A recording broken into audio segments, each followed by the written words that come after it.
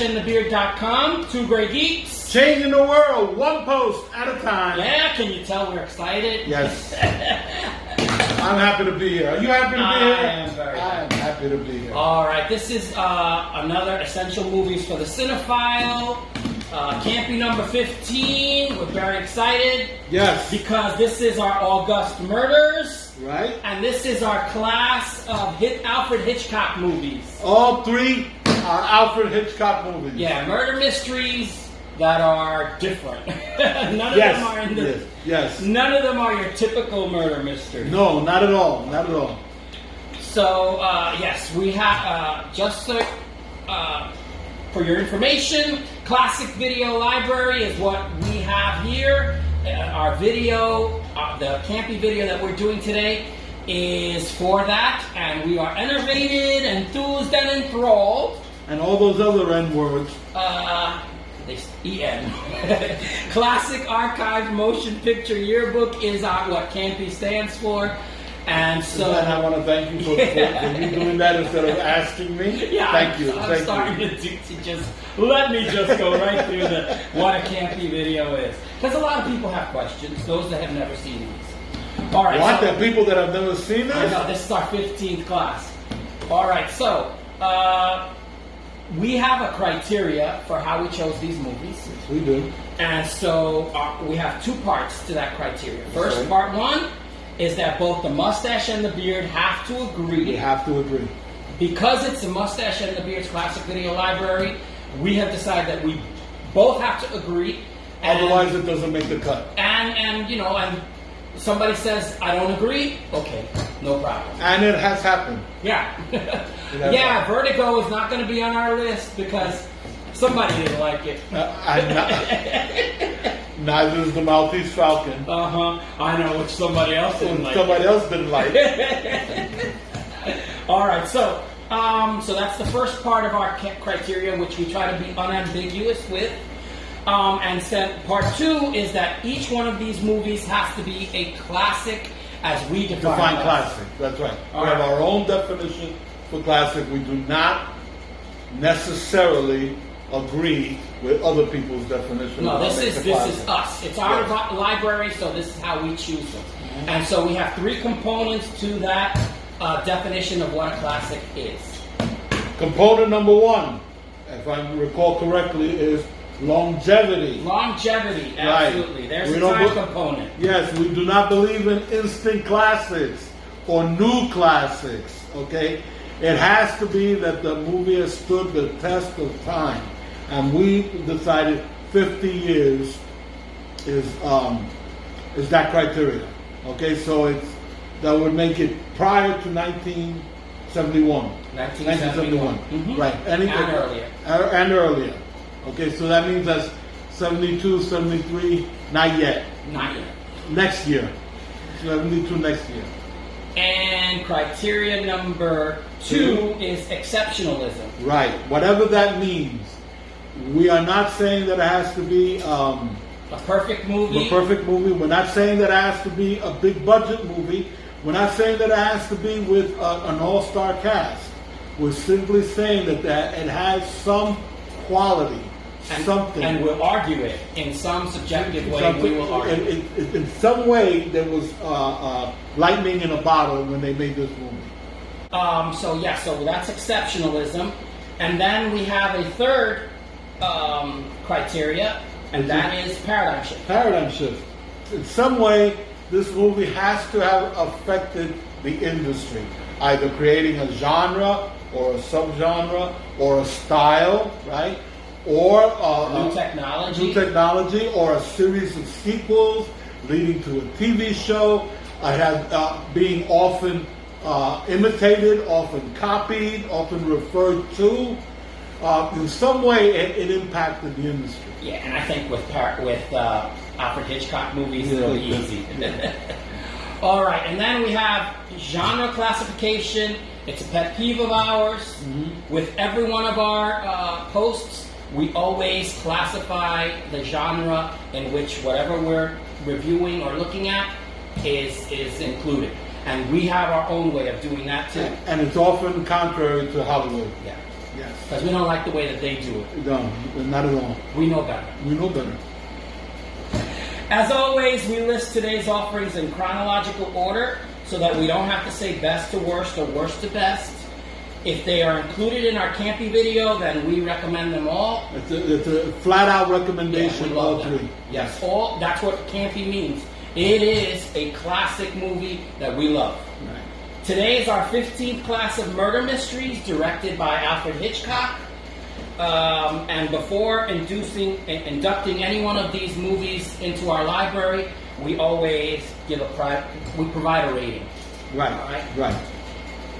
All right. So before we continue, I forgot to introduce myself. I am the Mustache, and for this month, I have been playing Sledgehammer, the Private Eye. I'm a noir detective, and you are? I am the Beard, but for this month, I am playing Inspector Jean-Claude Perdue of the Sûreté. Excellent.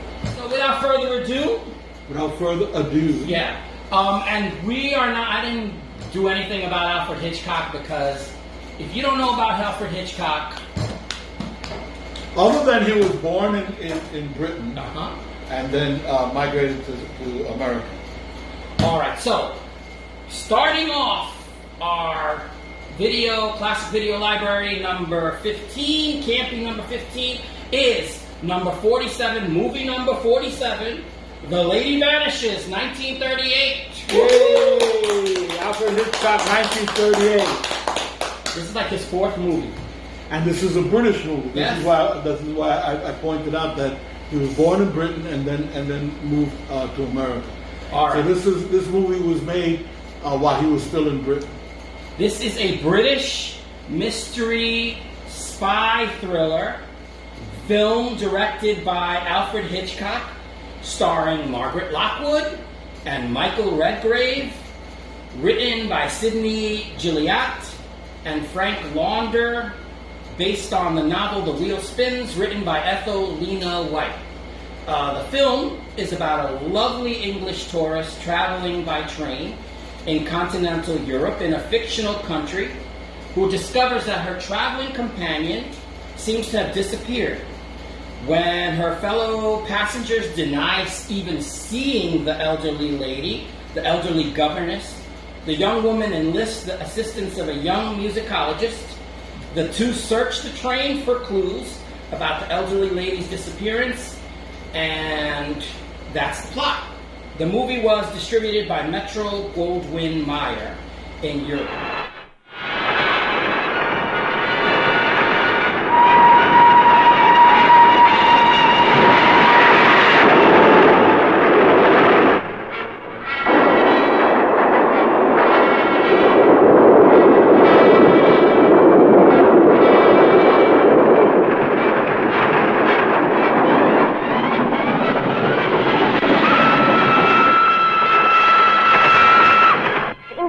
Where is she?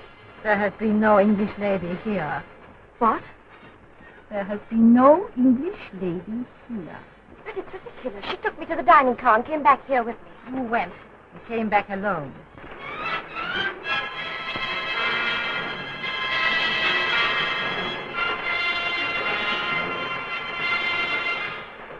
I know there's a Miss Roy. She's as real as you are. That's what you say, and you believe it, but there doesn't appear to be anybody else who's seen her. I saw her, I think. That isn't Miss Roy. Stop the train! Listen, everybody, there's a woman on this train, Miss Roy. Some of you must have seen her. They're hiding her somewhere. Do you hear? Why don't you do something before it's too late? Please, please. I know you think I'm crazy, but I'm not. I'm not. For heaven's sake, stop this train! No, come. Leave me alone! Leave me alone! Longevity is 2021, takeaway 1938, 83 years. Wow, 83 years. So 83 years is longer than 50, so it is eligible to be deemed a classic by our definition. The genre classification is a mystery first, before anything else. So yeah, you heard all the other things that it is. Yes, but first, this is a mystery movie. We move on to exceptional. Right. What makes this movie exceptional? Okay, In your it has a lot of Hitchcockisms. Okay, the movie is chock full of them.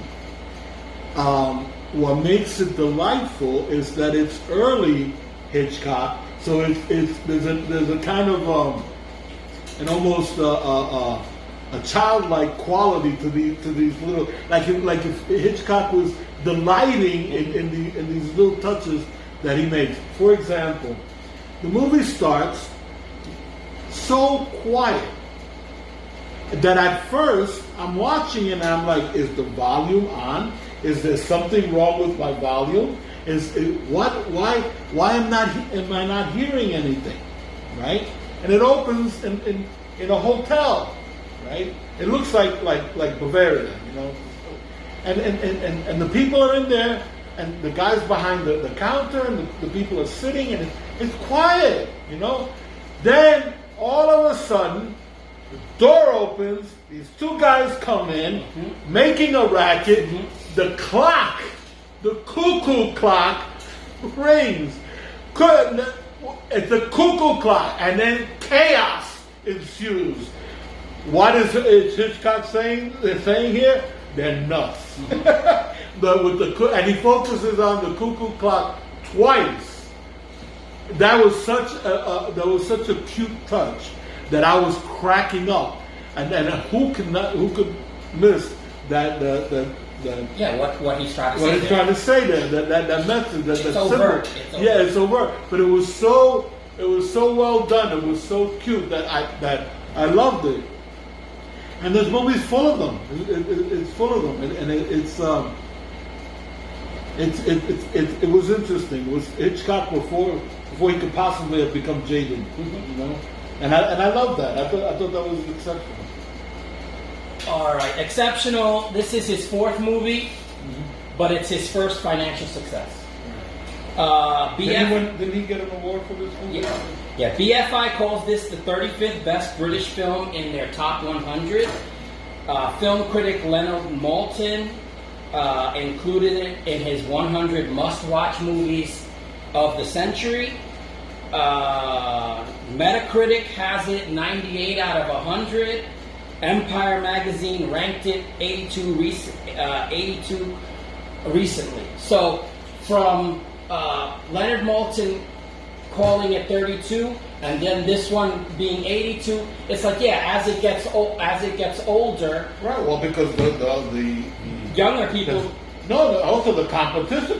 They're still making movies, so the fact that it's still able to compete in 80 years, I mean, right?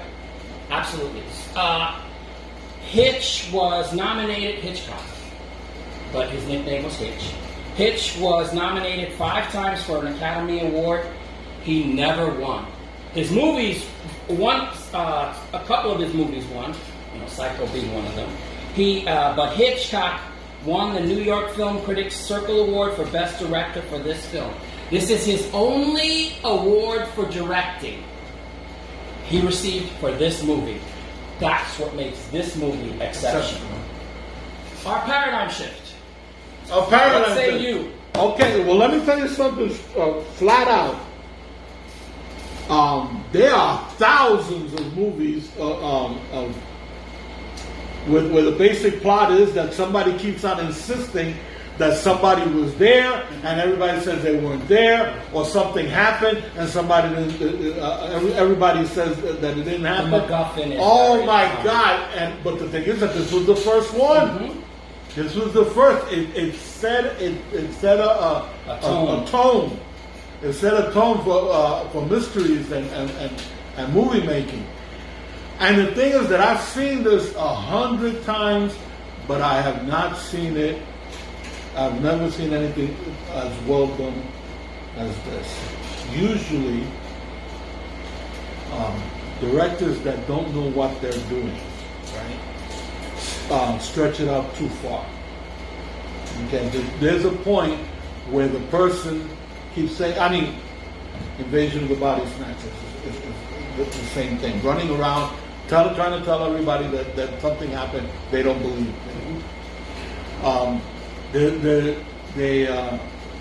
A lot of directors allow it to go too far. Where they keep that person isolated and being the only one, and eventually you get tired. Hitch didn't do that because he kept it just long enough before Michael Redgrave comes in and believes her, and now it is two of them that are doing this, and that changes the tone slightly. Okay, it just enough that it makes it more enjoyable. Then the other thing that they often stretch out too far is the question mark: is she crazy, or did the person really vanish?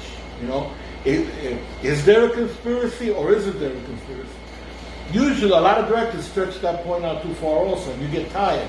No, Hitch knew exactly when to introduce a bad guy, introduce some conflict, and that obviously they're right. He knew just when to do it, and it was perfectly done. That's the paradigm shift, because it then became a template for other people who want to do this type of movie. Michael Redgrave is the only male actor in which he hated working with Hitchcock. Really? He hated working with Hitchcock because Hitchcock would do a number of takes and be done with it, and he'd be like, "No, I could do that better." And he goes, "No, that's fine. We got you perfect." And he didn't like that Hitchcock was. I felt that one was good, as opposed to it being good. Hitchcock had this sense of, I think that was good enough. We're moving on. And Michael Redgrave hated that because he was new to the acting field, and so he felt, let's do a couple more takes because I think I could do better. And it was like, no, that's fine. So he never again worked with Alfred Hitchcock. There were 2 other remakes of this movie. So that's that's right. I forgot about that. This is the first time that Hitchcock gave Dr. Hartz, what you said, the villain, his own theme music. So before you actually see Dr. Hartz, you hear da-dum, da-dum. Oh wait, that's something else that copied this movie. All right, so the villain got his own music, and that would play before he even got on screen. In fact, Spielberg got the idea from Hitchcock for his iconic Shark and Jaws. In case you didn't follow that. Charters and Caldecott, the cricket players. Oh, the cricket players, the 2 cricket players. They weren't in the book. These are characters that Hitchcock created, and these characters are cricket fanatics, right? They got a spin-off of this after this movie. Because everybody loved these 2 characters. Because they stole the movie. They became detectives, and they did radio dramas, they did a TV series together, and they did a couple of movies together. They steal the movie. Yeah. They steal the movie. Yeah, so these 2 characters are part of the paradigm shift. And then, of course, we mentioned Hitchcock never won an award for directing except for this movie. That's amazing. When you think of Psycho, when you think of, his body of work. His body of work. I can mention 10 of his best movies, and you'd be like, "Oh, he didn't win an award for that." Yeah, The Birds. Absolutely. So paradigm shift works for me.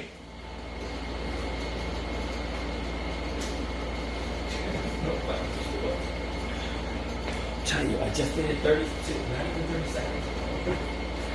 All right, yes, I pushed the record button. Okay. All right, ratings and recommendations. What say you? Well, recommendations again. We'll flat out recommend it. Rating. Okay. I've really enjoyed this movie. I enjoyed it more than I thought I was going to enjoy it. The characters are charming.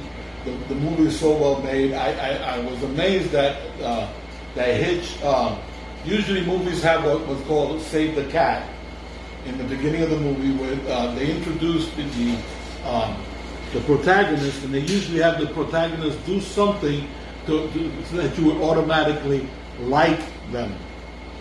Hitch didn't do that. In fact, with his two protagonists in this movie, they come across, in the very beginning, they come across as being obnoxious. Yeah. And hate their guts. Yeah, but then as the movie progresses, you come to love them. By the end of the movie, you are 100% on their side, and you're rooting for them. I love that. I love that. But this movie does have some holes in the plot. Okay, not glaring holes in the plot, but there are some holes in the plot, and so I can't say it's a perfect movie. For example, why didn't they just kill off Margaret Lockwood? Oh, instead of putting her to sleep. No, and then when she starts trouble, they go through all the trouble of creating a substitute, and when just Well, she's a rich lady, so somebody would notice her vanishing. Yeah, but what do they care? You could kill her and thrown her off the train, the moving train. So, I mean, it's a hole in the plot. So I can't give it, I can't say it's a perfect movie, so I'm giving it 4.5 Great Geeks. That's my rating. I recommend it. You're going to love it. I give it 4.5 Great Geeks. Yeah, this is not your typical mystery again. I loved Mrs. Laurie. I loved her. The old lady. Is that her name? Laurie? Freud. Mrs. Freud. Yeah, Mrs. Freud was. Yes. I just love her. Charming. Yes. Charming. And yeah, you don't even know why she vanished or why she was vanished or any of that stuff. So yeah, this is excellent. I enjoyed the two main characters after. Yes. After they got on the train. Initially disliking them, I'm like, Jesus Christ. I said, this is going to be a hard movie to watch. Yeah. It was not a hard movie to watch at all. I agree with you with 4.5 Great Geeks is what I enjoyed the mystery part, but in my sense was it was too short, that part of them. And then when they get to the that's what this is about. And there's still a half an hour to go in this movie. Yeah. So yeah, it's that climax is a little stretched out. With the whole taking over the train. Yeah. All of that. But listen, I enjoyed myself in this movie. And despite it's an older movie. How many bullets were in that gun? I don't know. Yeah, I don't care. I mean, in the westerns, do we count the bullets? No. I don't generally care also, but then you make it a plot element later on. I only have one bullet left. I only have one bullet left. Yeah, you shot that gun 37 times. He could have swiped them from the guy that's on the ground. And the other guy with his automatic? All right, so 4.5 Great Geeks is what we say. It is with great pride and respect that we induct the Lady Vanishes as our number 47. Lady Vanishes 1938 as our movie number 47 into the Mustache and the Beard's Classic Video Library, Classic Archived Motion Picture Yearbook. Take a bow! I really like this movie, and I didn't expect it. Moving right along. Our movie number 48, Strangers on a Train, 1951. Yay! Strangers on a Train, 1951 is an American psychological noir thriller film produced and directed by Alfred Hitchcock, based on the 1950 novel Strangers on a Train by Patricia Highsmith. It is starring Farley Granger, very good actor. Farley Granger. Ruth Roman, Robert Walker, Leo G. Carroll. Again, we love Leo G. Carroll. This is like the fourth movie that we have him in. Pat Hitchcock, Hitchcock's daughter. Laura Elliott, and Laura Elliott, who's also Casey Rogers. So she switched her name. All right, so the story is about two strangers who meet on a train, a young tennis player and a charming psychopath. The psychopath has hatched a plan to kill a person they want to eliminate from each other's lives. He suggests a crisscross. You kill the thorn in my side and I'll kill yours. And then the cops will never know because the person was killed by someone with no motive. And even exchange, when the psychopath kills the tennis player's wife, he tries to force the tennis player to kill his father.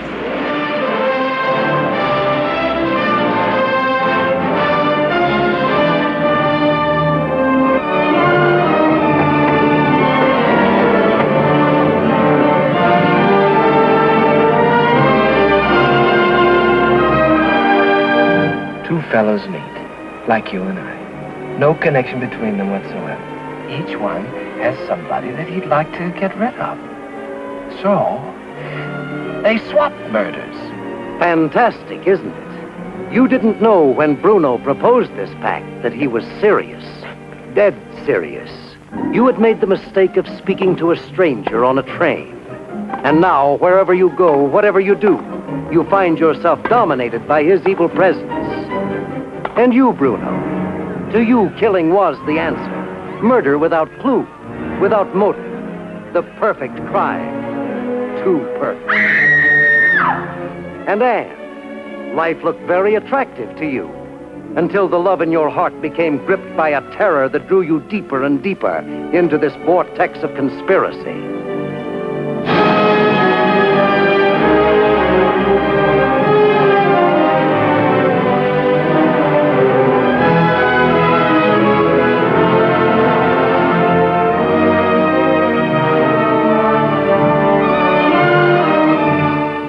Like to be double-crossed.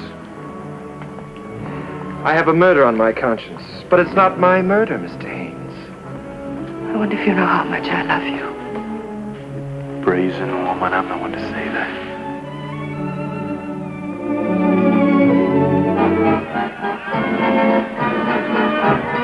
Haynes, hold it!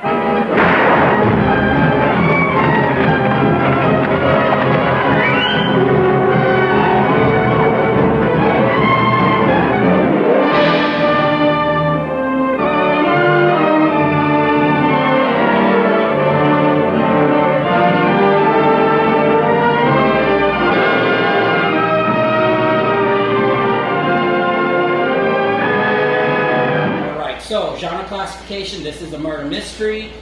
Longevity is 2021, take away 1951, which is 70 years. So it's over 50 years, so it is eligible to be a classic for the Mustache and the Beard's Classic Video Library. All right, so we're on to exceptional. Take it away. Okay, the AFI, American Film Institute, has this as movie number 32 in their 100 Years, 100 Thrills library. Objectively speaking, it's a fantastic film for fantastic filmmaking effects. The murder takes place in the victim's glasses. You remember that, it falls on the ground. That's what I was going to talk about.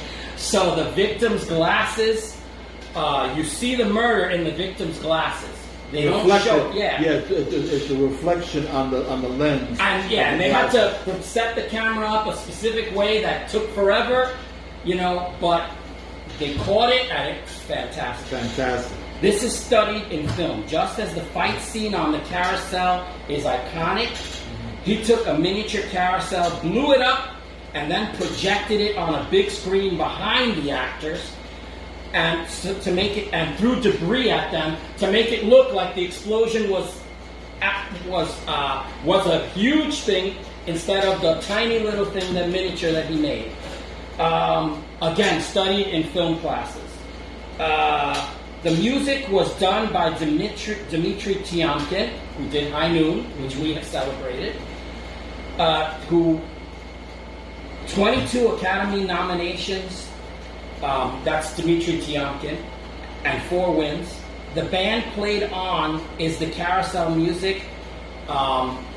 Miriam and her two boyfriends, the murder victim.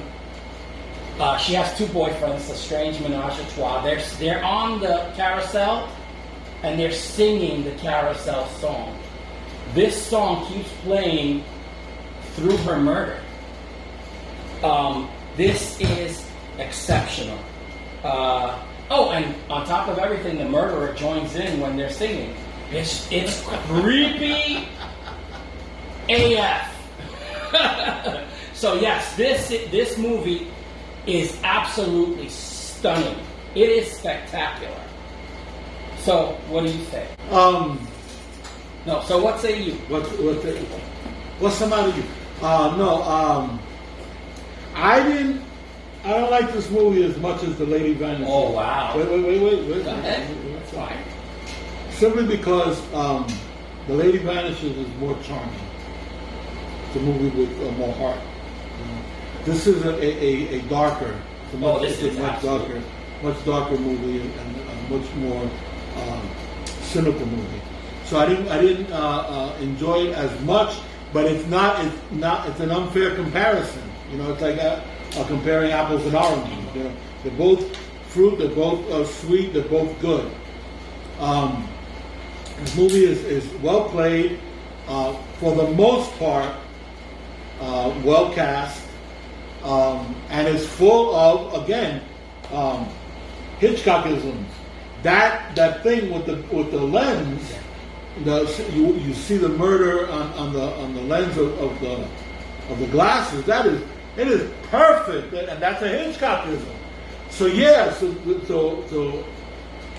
all of that and everything that you said, yeah, the movie is exceptional. It is exceptional, without a doubt. All right, paradigm shift. We move to paradigm shift. Oh, run. Go for it. Yeah, Throw Mama from the Train is from homages to this movie. And even though Throw Mama from the Train is a comedy, it is a dark comedy. Yeah. So yes, the darkness that comes from this movie follows that movie. Despite the fact that Billy Crystal and Danny DeVito, listen, you would think that it wouldn't be so heavy, but it is absolutely. It deals with like dark. You kill my thorn in my side, and I'll kill yours. Yeah. The quid pro quo is common, including The Silence of the Lambs. Right? Again, another dark movie. The directing is fantastic. Like we told you about the innovative directing. Worm's eye view of the beginning, where you see people walking. Mm-hmm. I mean, and I don't know if this was on purpose, but there's clearly a difference in the way the two characters yes, walk. it's meant to be that way. Absolutely, there's clearly a difference between their shoes and that Worm's eye view. I'm telling you, these are all Hitchcockisms. The duality between the two is constant. There is this undertone, I would say, of homosexuality being in the movie with the two main characters. So that is overt, and you could feel that. That's what I say about Paradigm Shift. You want to add anything? No, I agree. Okay. Well, no, I will add this. That same plot has turned up like in every in the 50s and 60s, every cop drama, every private eye drama, every that idea of people switching, attempting a perfect crime. Yeah, and by switching their victims. I have seen that 100 times. That doesn't mean that makes this movie bad. This was the movie that set it off. That's a paradigm shift. All right, so rating. I'm gonna go I say 4.5 Grey Geeks because the suspenseful ticking clock moments are great. There is incredible. Some of the actresses were perfect for the part. Pat Hitchcock, I love her. She defends her father a lot in this movie.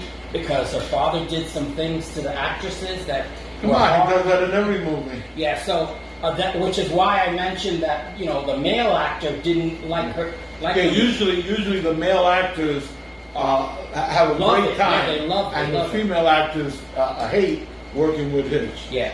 Whereas here we have her father. This is part of the stories that they tell.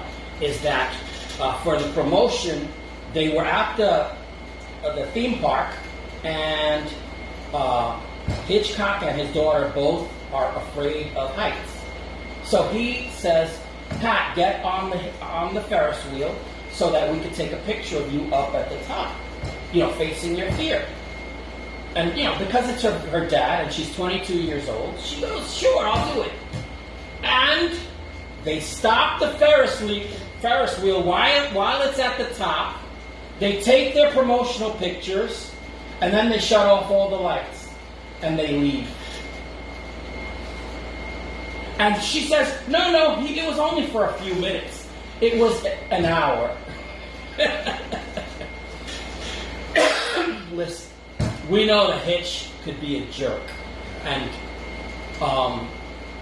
he did it to his own daughter. So in the meantime, one of the actresses, the one that is the murder victim, he gave her some bifocal lenses. She had perfect vision before. And he insisted upon that she wear them all the time. Even when between takes. Right. So To here she stay is. in character. Yeah. So here she is. She says, I was blinded by these bifocals, and she said afterwards she had to deal with some surgeries, and she lost some of her vision. Yeah, she wound up wearing glasses Yes, after that. absolutely. And now, for Hitchcock, he didn't like the female lead. He didn't want this character. This actress. The production company insisted on her being part of this. Just as they insisted that Raymond Chandler be listed in the credits as the screenplay writer, despite the fact that Hitchcock took His screenplay. Now, when Raymond Chandler came to meet with Hitchcock, he said, how do you like my screenplay? Hitchcock held his nose, took the screenplay, and threw it in the garbage in front of Raymond Chandler. And yet, and so Raymond Chandler says, okay, so take my name off of the credits. The production company would not allow Hitchcock to take the name off. He goes, no, we want this to be a Raymond Chandler movie. So another part of so 4.5 Great Geeks, because despite the problems and everything, this movie is still a great movie. It's studied in film school. So what say you? Okay, love the movie. Recommend it. For the most part, I'm very impressed by the cast. Okay, Hitch's daughter, V.O.G. Carroll, really loved Robert Walker. Shame that he didn't survive much after making this movie. And for those of you geeks like us, this Robert Walker is the father of the Robert Walker Jr. from Charlie X and Star Trek, and he looks like they cloned him. Yeah, they look exactly alike. And Farley Granger, love Farley Granger, love him. For the most part, the casting superb. I did not like Ruth Roman. Did not like her. The main woman. The main woman. I did not like her. I think she was miscast. I think Hitch was right. I think she was miscast. I did not believe her in the role, and it.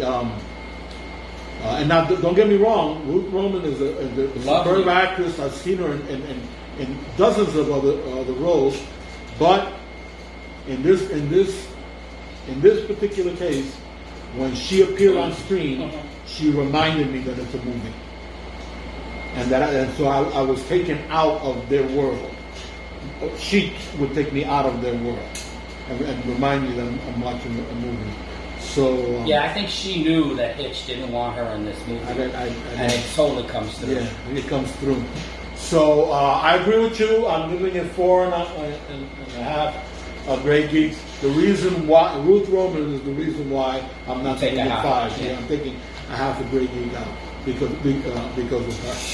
All right. It is with great pride and respect that we induct Strangers on a Train, 1951, as our movie number 48 into the Mustache and the Beard's Classic Video Library, Classic Archived Motion Picture Yearbook.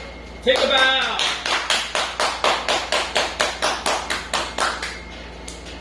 I really love the Ferris wheel, the carousel explosion. Yeah. Share that story. The carousel scene, the carousel out of control. The cops are standing there, people are watching. The carousel It's going faster and faster. It's going faster about nighttime. With little kids on and little kids screaming and crying and everything. A workman volunteers to crawl under the spinning carousel. Now, in other words, the carousel is moving. If he comes up too high, something could grab. Yeah, he could lose his head, or he could grab his clothes and take it with. But he volunteers to go on, and I like the cop. One of the cops says, "Wait, you can't." And the other cop says, "Are you willing to do it?" He said, "No." He said, "No, let him go." He volunteered. Let him telling him to go. There's an old man. He goes. They show him crawling underneath, and he stops halfway to pull out his handkerchief. I think he blows his nose. I found that so funny. It totally was like pulled you out of the movie. I think. Oh my God! It's just too hilarious for the. But I think maybe Hitch knew what was coming. Right? The climax is coming. The emotional, intense moment is coming, and I think he wanted to break the mood just for a second, and it did. Because it was about to get even more intense, and he maybe felt that it was too intense to keep it, going. It's a little. Now that I think of it, that is kind of like a little weird that he did that, because most normal people would not stop. Yes, especially even if that's your job. And this guy, he was a carnival worker, so it's like he knew that he could fit under there. It's more the case of no one would stop under that crazy. No, you would be in a rush to get up to the other side and praying the whole way. No, he stops, he pulls out, and it's a bandana. It's not just a handkerchief. It's a bandana. Well, he wipes the sweat off him. That's what he does. That's what it is. Because yes, we're all saying I would be crapping bricks and not sweating. But it works. I think it broke the mood for a second, but I think it was on purpose. I think because Hitch does that in other movies also. He does occasionally let the gauge out a little bit before like the radiator goes. Like the hero's hiding and somebody's coming and looking for him, and the tension. It's dark and then the door slowly opens and in comes a cat. Right, and you're like, oh, it was a cat, and then the guy grabs him from the back. Hitch does stuff like that. It's another Hitchcockism. Yeah. All right. What's next? Our almost partner mine. Yes. Okay. Forever. Number 49 is Rear Window, 1954. Yeah. That's 54. It seems like a more modern movie. You're right. You're right. It seems like a more modern movie. Yeah. Because Strangers on a Train is 51. And you're telling me there's only 3 years difference. From black and white to a color. Yeah, and this movie, I would have thought it was in the 60s. Rear Window is a 1954 American mystery thriller film directed by Alfred Hitchcock, written by John Michael Hayes, originally released by Paramount Pictures. It is starring James Stewart, Grace Kelly. Grace Kelly. Life's Still My Beating Heart. And she's she is. This movie. Oh, and Hitch gives us a wearing present. a nightgown. He gives us a present. Grace Kelly in a nightgown. Oh my God. Okay, enough with perverted old men. All right, Wendell Corey And Thelma Ritter, whose names are like this. I love Thelma Ritter. The nurse. Yes. And Raymond Burr. And Raymond Burr. Yes. Holy mackerel, he looks like a monster. The story of a recuperating news photographer confined to a wheelchair after an accident, who spends his time watching his neighbors through a back window with binoculars and a telephoto camera lens. The pervert. He becomes convinced that he has witnessed a murder. First you smash your leg, then you get to looking out the window, see things you shouldn't see. Trouble. What, something big going on somewhere? It's a big night. Well, it's just an old run-of-the-mill Wednesday. It's opening night of the last depressing week of L.B. Jeffries in a cast. I just can't figure it. He went out several times last night in the rain carrying his sample case. Well, he's a salesman, isn't he? The salesman's looking out of his window, you see. It's no ordinary look. That's the kind of a look a man gives when he's afraid somebody might be watching him. There's nothing to see. There is some. I've seen it through that window. I've seen bickering and family quarrels and mysterious trips at night and knives and saws and ropes. And now since last evening, not a sign of the wife. That's a secret private world you're looking into out there. People do a lot of things in private they couldn't possibly explain in public. Sitting around looking out at the window to kill time is one thing, but doing it the way you are with binoculars and wild opinions about every little thing you see.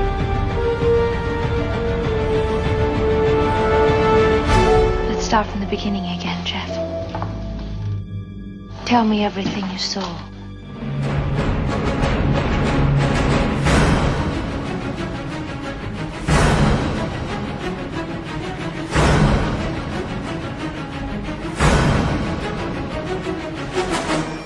Pretty private stuff going on out there.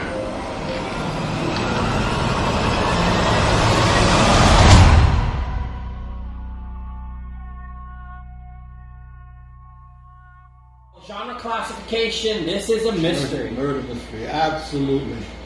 Longevity, 2021, takeaway 1954, 67 years, so yes, it fits into That's right. our definition of a classic. Ton of stuff for exceptional. Why don't you start off with exceptional? I'm going to keep it short. Oh, really? Yes.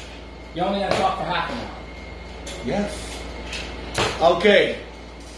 James Stewart, Grace Kelly, Thelma Ritter, Wendell Corey, Raymond Burr. Never better. Never better. And the combination of them is superb. Exceptional. Wow. And James Stewart did a lot of movies, and you're saying this is his best one? I'm saying he was never better. Okay. All right. Okay? There may be other movies that he was just as good, okay, but I'm saying that they were never better than in this movie. The character is a static character. In other words, James Stewart's character, he can't move. Yeah. Not only does he have a broken leg, the cast is all the way up past his hip. Uh-huh. So essentially the story is about voyeurism. In fact, there's a beginning diatribe by Thelma Ritter where she says, they used to kill people. They used to poke their eyes out. In fact, there's a big... okay, so in the old days, they poke your eyes out with a red hot poker. The largest set ever created until Titanic. Yeah. All right, this is the largest set ever created. Jimmy Stewart can't do anything but watch and talk with Grace Kelly's character. And despite the fact that you would think this would be a claustrophobic movie, it is not. Well, the thing is that he's looking out his rear window out into a courtyard where all his neighbors, the other buildings, their rear are the courtyard front is a common area for all the other buildings. So what you do have, he is confined, and everybody else is in effect confined into their apartments. But you do have that common area, open area in the middle, which they're all looking out into through their rear windows. Hence, the name. Grace Kelly's character is deeply in love with Jimmy Stewart. We see that this movie, and so you could see that, and let me tell you, in the way that they look at each other, I feel like they were in love. The movie is number 42 on the American Film Institute's 100 Years, 100 Thrills list. So this one also is a Hitchcock movie on that list. It was selected for the National Film Registry preservation for being culturally, historically, or aesthetically significant. The sound design is particularly important because there are moments of silence, and we know that Hitch knows how to use music as effectively as possible. And he knows when not to use music. And so he lets you hear the birds tweeting. He lets you hear, "Hey, Thelma!" You hear, what you would normally hear in a backyard. So people calling to each other. Then there's music. Franz Waxman did a beginning and an ending, and everything else is the only music we hear is the music player in one of the apartments. The studio apartment. Because a composer. Yeah, he was a songwriter. Yes. And so the directing is fantastic because here you have, for the most part, the movie is a static screen. There's something happening here, there's something happening here, and there's something happening here. And we are looking at three different things, and you're like, oh, it's like when you went to Ringling Brothers Circus. Hitch does no close-ups. No. He doesn't do close-ups. Yep, not in this movie. So you're seeing these people, these characters, and they're three-dimensional characters. You're watching these three-dimensional characters from Jimmy Stewart's rear window, and you're seeing them as he sees them, and from a distance. The songwriter, you see into his studio, you see him, the ballet dancer, the lonely old lady, the couple that sleep on their fire escape. Yeah, the fire escape. They bring a mattress and they sleep on the fire escape. You see them as Jimmy Stewart sees them. The only close-up, and it's not really a close-up, is when he uses his binoculars or the telephoto lens. It brings us in a little tighter, but not like this. Yeah. We never see those characters. I have no idea what the songwriter looks like, to be honest with you. Right. I know he's young. I know he was dark and hair. he's a famous actor, but yeah, I have no idea. Anybody there. Yeah, it could have been anybody. And in fact, they call one of the women is a model, and she's always working out, and she's always the dancer. Yeah, the dancer, and in a bikini. They call her Miss Torso. Miss Torso. Because she's a body. That's what she is. It's like, Grace Kelly comes in and she goes, "Have you been watching Miss Torso all day?" Fantastic. So I think we're done with Exception. And we're not done with Exception. We could continue on, but for your mercy, for your sake. Yeah, I think you get the message that we think it's an exceptional movie. This is a fantastic movie. All right, Paradigm Shift.